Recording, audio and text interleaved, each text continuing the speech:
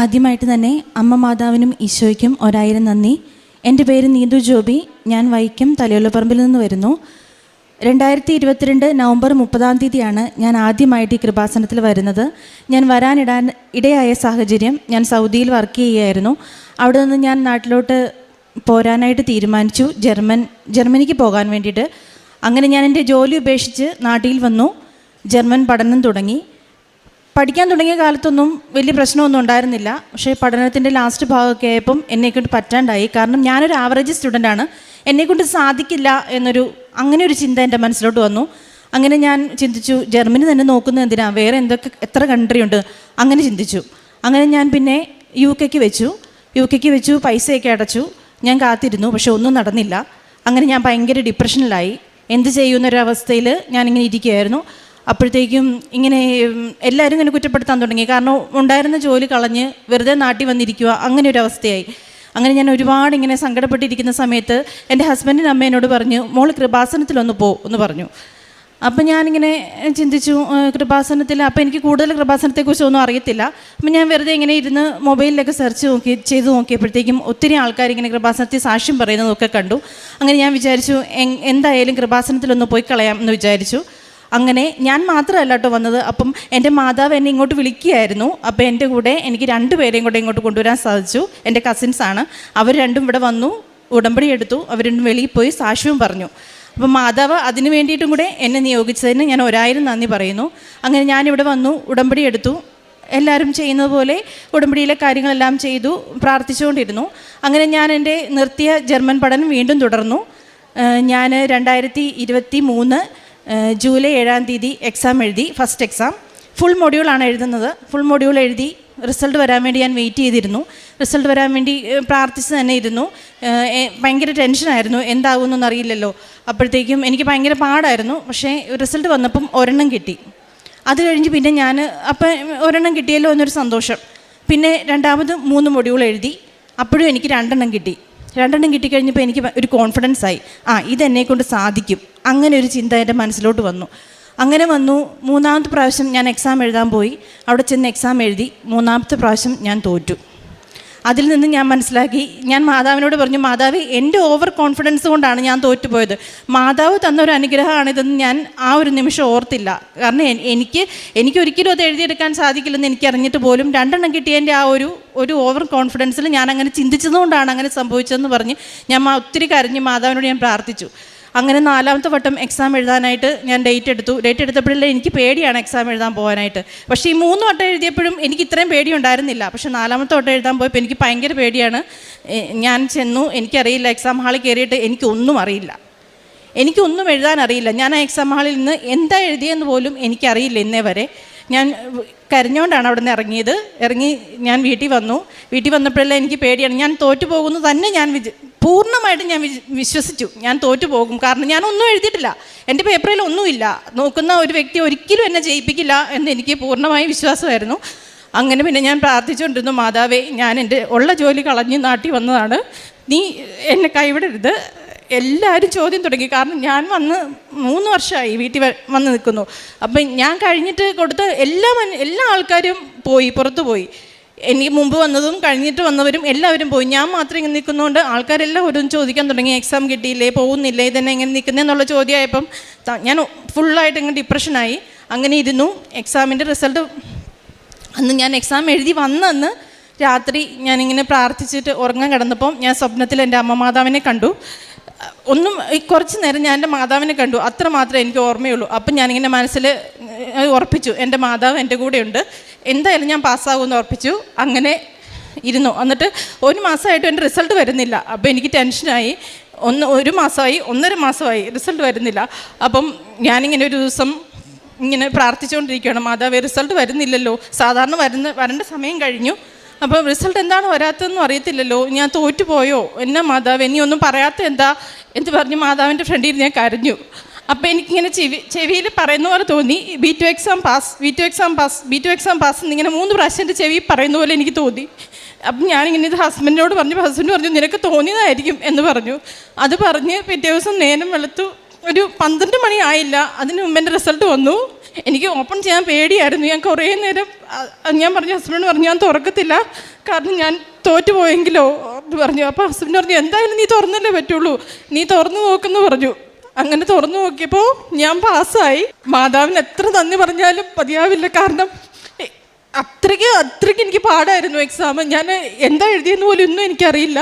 അങ്ങനെ എക്സാം എല്ലാം പാസ്സായെല്ലാം കഴിഞ്ഞിട്ടും എൻ്റെ ജോലിയുടെ കാര്യമൊന്നും ആകുന്നില്ല. ഞാൻ പേപ്പർ വർക്കിന് വേണ്ടിയിട്ട് ജർമ്മനിയിലെ ഒരു ഏജൻസി തന്നെയാണ് കൊടുത്തിരുന്നത്. അവിടെ ഇങ്ങനെ പ്രോസസ്സിങ് നടക്കുന്നുണ്ടായിരുന്നു. പക്ഷേ പ്രോസസ്സിങ് നടന്നുകൊണ്ടിരുന്ന സമയത്ത് തന്നെ അവർ ഇൻ്റർവ്യൂ കണ്ടക്ട് ചെയ്തു. അങ്ങനെ 2 ഇൻ്റർവ്യൂ കണ്ടക്ട് ചെയ്തിട്ടും ഞാൻ ഫെയിലായി കഴിഞ്ഞപ്പോൾ എനിക്ക് ആകെ ഡിപ്രഷനായി. ഇനിയിപ്പം അവർ പറഞ്ഞു നീ പറ്റില്ല, നിങ്ങൾ തുടരുന്നെങ്കിൽ തുടരുക, പക്ഷേ ഇൻ്റർവ്യൂ ഇനി ഇല്ല എന്ന് പറഞ്ഞു. അങ്ങനെ പറഞ്ഞു. എനിക്ക് എന്നാ ചെയ്യണമെന്ന് അറിയത്തില്ല.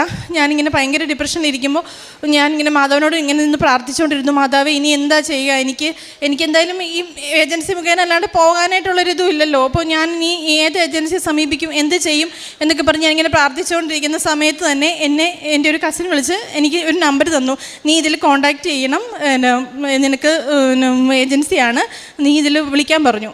അങ്ങനെ ഞാൻ അവരെ വിളിച്ചു. അവർ സംസാരിച്ച് കഴിഞ്ഞപ്പോൾ ഒരു കുഴപ്പമൊന്നുമില്ല, നമുക്ക് ചെയ്യാം എന്നൊക്കെ പറഞ്ഞു. അങ്ങനെ പറഞ്ഞ് അവർ പറഞ്ഞു ഒരു 2-3 ആഴ്ച കഴിയുമ്പോഴത്തേക്കും ഇൻ്റർവ്യൂ ഒക്കെ കാണും, ഒരു ഇൻ്റർവ്യൂ കാണും, കുഴപ്പമില്ല, നീ അറ്റൻഡ് ചെയ്യുകയും പേടിക്കണ്ട എന്നൊക്കെ പറഞ്ഞു. അങ്ങനെയൊക്കെ പറഞ്ഞു. അത്ര ഇതായിട്ട് അവർ നമ്മളോട് സംസാരിച്ചു. അപ്പം ഞാനും വിചാരിച്ചു എൻ്റെ അമ്മ മാതാവ് എനിക്ക് കൊണ്ട് തന്നതല്ലേ, എന്താണേലും എനിക്കിത് നടക്കും എന്ന് ഞാൻ വിചാരിച്ചു. അങ്ങനെ പിന്നെ ഇൻ്റർവ്യൂവിന് ഡേറ്റ് കിട്ടി. എനിക്ക് ഭയങ്കര പേടിയായിരുന്നു, അവരെന്ത് ചോദിക്കുക എന്ത് പറയുന്നൊന്നും അറിയാൻ മേലാത്തൊരവസ്ഥയിൽ. കാരണം 2 ഇൻ്റർവ്യൂ അറ്റൻഡ് ചെയ്തതിൻ്റെ ആ ഒരു പേടി വല്ലാതെ എന്നെ ബാധിച്ചിരുന്നു. അങ്ങനെ പിന്നെ ഞാൻ ഇൻ്റർവ്യൂ അറ്റൻഡ് ചെയ്തു. എങ്ങനെയെന്നൊന്നും അറിയില്ല, ഞാൻ ഇൻ്റർവ്യൂ അറ്റൻഡ് ചെയ്തത് 3 പേര് അറ്റൻഡ് ചെയ്തതിൽ എനിക്കത് കിട്ടി, ബാക്കി 2 പേർക്ക് കിട്ടിയില്ല. പക്ഷേ ഇന്നും ഞാൻ വിചാരിക്കുന്നു അമ്മ മാതാവ് എനിക്ക് ആ ഇൻ്റർവ്യൂ തന്നതാണെന്ന്. അങ്ങനെ എൻ്റെ പേപ്പർ വർക്കുകൾ എല്ലാം പിന്നെയും ഡിലേ ആയി വന്നുകൊണ്ടിരുന്നു.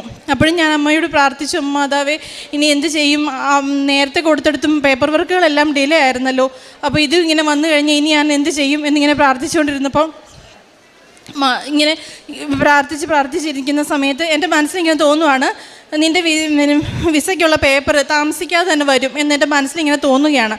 അങ്ങനെ ഞാൻ പ്രാർത്ഥിച്ച് 1 മാസത്തോടെ കഴിഞ്ഞിട്ട് ഒരു ദിവസം ഇങ്ങനെ ഞാൻ കൂടുതലായിട്ടും സെൽഫ് പ്രെയർ ചെയ്യുന്നത് ഇങ്ങനെ ഇരുന്ന് പ്രാർത്ഥിക്കുന്നതിൽ കൂടുതലായിട്ട് നടക്കുമ്പോഴെല്ലാം ഞാനിങ്ങനെ കൊന്ത് ചൊല്ലും, അങ്ങനെയായിരുന്നു.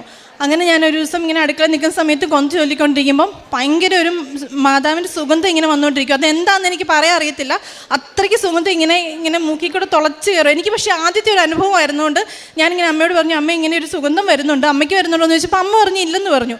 അങ്ങനെ ഒരു 1/2 മണിക്കൂറോളം ആരോടും എനിക്കറിയത്തില്ല, അത് പറഞ്ഞറിയിക്കുന്നത് എങ്ങനെയാണെന്ന്. അങ്ങനെ ആ സുഗന്ധം ഇങ്ങനെ വന്നുകൊണ്ടേയിരുന്നു. 1/2 മണിക്കൂർ കഴിഞ്ഞ് അത് നിന്നു. ഇന്ന് ഞാനിങ്ങനെ മാതാവിൻ്റെ അടുത്ത് ഇങ്ങനെ ചോദിച്ചു, മാതാവേ എനിക്ക് എന്തെങ്കിലും അനുഗ്രഹം തരാനാണോ ഈ സുഗന്ധം വന്നതെന്ന് ഞാനിങ്ങനെ ചോദിച്ചുകൊണ്ടിരുന്നു. പിറ്റേ ദിവസം പക്ഷെ അത് സത്യമായിരുന്നു, എനിക്കൊരു അനുഗ്രഹം തരാൻ വേണ്ടിയിട്ടായിരുന്നു. പിറ്റേ ദിവസം എൻ്റെ വിസയ്ക്കുള്ള പേപ്പറുകളെല്ലാം വന്നു. ഞാൻ വിസയ്ക്ക് സബ്മിറ്റ് ചെയ്തു. 15 ദിവസത്തിനുള്ളിൽ എൻ്റെ വിസ വന്നു. ഈ ചൊവ്വാഴ്ച ഞാൻ ജർമ്മനിക്ക് പോവുകയാണ്. എനിക്ക് എങ്ങനെയാണ് മാതാവിനോടും നന്ദി പറയേണ്ടതെന്ന് അറിയത്തില്ല. ഞാൻ പത്രം വായിക്കുക എല്ലാം ഇവിടുത്തെയുള്ള കാരുണ്യപ്രവൃത്തികളും എല്ലാം ചെയ്യുമായിരുന്നു, എന്നെക്കൊണ്ട് പറ്റുന്ന പോലെ എല്ലാം ചെയ്യായിരുന്നു.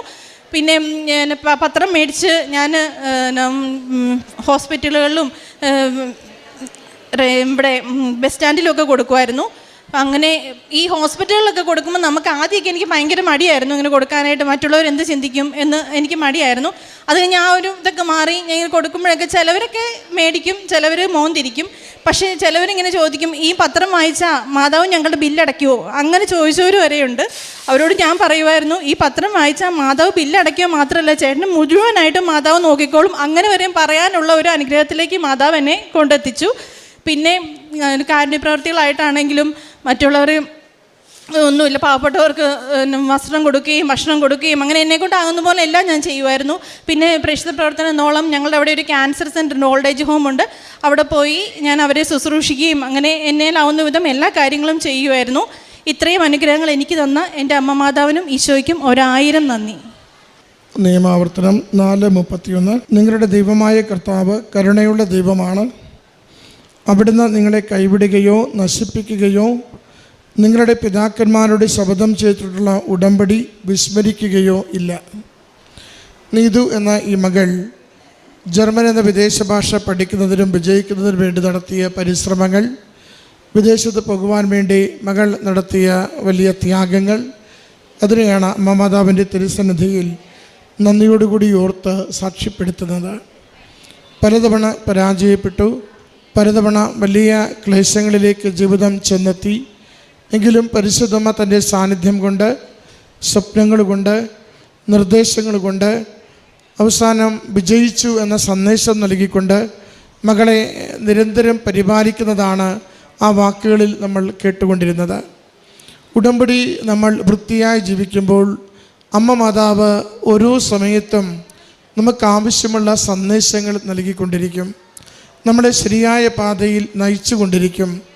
ചില കാര്യങ്ങളിൽ നിന്ന് നമ്മളെ പിന്മാറുവാൻ നിരന്തരം പറഞ്ഞുകൊണ്ടിരിക്കും, ചില കാര്യങ്ങൾ ചെയ്യുന്നതിന് വേണ്ടി നിർബന്ധിച്ചു കൊണ്ടിരിക്കും. ചിലപ്പോൾ ചില ഇടങ്ങളിൽ നമ്മളെ സുരക്ഷിതമായി കൊണ്ടുചെന്ന് എത്തിച്ച് നമുക്ക് പറ്റാത്തതുപോലും നമ്മളെക്കൊണ്ട് ചെയ്യിച്ച് ഇത് ഞാൻ കൂടെയുണ്ട് എന്നതിൻ്റെ അടയാളമാണെന്ന് നമുക്ക് ബോധ്യപ്പെടുത്തി തരും. അങ്ങനെ മകൾ കടന്നുപോയ ജീവിതത്തിൻ്റെ ഓരോ മേഖലകളെയും മകൾ സാക്ഷ്യപ്പെടുത്തുകയാണ്. മകൾ പറയുന്നുണ്ട്, അവസാനത്തെ പരീക്ഷ എഴുതുമ്പോൾ അത് വളരെ പ്രയാസമായിരുന്നു. ലഭിക്കുമെന്ന് യാതൊരു വിശ്വാസവുമില്ലാത്ത രീതിയിലാണ് പരീക്ഷ എഴുതിയത്. റിസൾട്ട് വന്നപ്പോൾ പോലും അത് നോക്കുവാൻ അതുകൊണ്ട് പറ്റുന്നില്ലായിരുന്നു. പക്ഷേ ചെവിക്കുള്ളിൽ സന്ദേശം വന്നിട്ടുണ്ട്, പാസ്റ്റ് എന്ന സന്ദേശം, വിജയിച്ചു എന്ന സന്ദേശം കൃത്യമായി അമ്മ മാതാവ് കമ്മ്യൂണിക്കേറ്റ് ചെയ്തിട്ടുണ്ട്. എങ്കിൽ കൂടിയും അത് വളരെ ആകുലതയോടുകൂടിയാണ് അത് നോക്കുന്നത്. അങ്ങനെ അമ്മയുടെ അരികിൽ ആരൊക്കെ ശരണപ്പെടുന്നുവോ, അമ്മ മാതാവിൽ പ്രത്യാശയർപ്പിച്ച് ആരൊക്കെ പ്രാർത്ഥിക്കുന്നുവോ, കൃപാസന മാതാവ് ഇവിടെ പ്രത്യക്ഷപ്പെട്ടത് സത്യമാണെങ്കിൽ ആ അമ്മ മാതാവിൻ്റെ സാന്നിധ്യം ഈ ആലയത്തിൽ നിരന്തരം അനേകായിരം മക്കൾക്ക് ജീവിത പ്രശ്നങ്ങൾക്ക് ഉത്തരമായി നിലനിൽക്കുന്നുവെങ്കിൽ അത് ഏതൊരു വിഷയത്തെയും ഏറ്റെടുക്കും, ഏതൊരു കണ്ണീരിനെയും തുടച്ചു തരും, ഏതൊരു സങ്കടത്തെയും മാറ്റി പുതിയ പ്രത്യാശയോടുകൂടി ജീവിക്കുവാൻ നമുക്ക് കരുത്തു പകരും. അതിൻ്റെ സാക്ഷ്യമാണ് മകൾ നമ്മുടെ മുമ്പിൽ പങ്കുവയ്ക്കുന്നത്. അമ്മ മാതാവ് കരം പിടിച്ചു, പരീക്ഷ വിജയിച്ചു, അമ്മ മാതാവ് സഹായിച്ചു, വിദേശത്തേക്കുള്ള യാത്ര സുഗമമായി, അമ്മ മാതാവ് കൂടെയുണ്ട്, ജീവിതം കൂടുതൽ സുരക്ഷിതമാകും. മകൾക്ക് ലഭിച്ച ഈ എല്ലാ നന്മകൾക്കും നന്ദി പറഞ്ഞുകൊണ്ട് കരഘോഷത്തോടുകൂടി ഈ സാക്ഷ്യം നമുക്ക് സമർപ്പിക്കാം. അത്യപൂർവ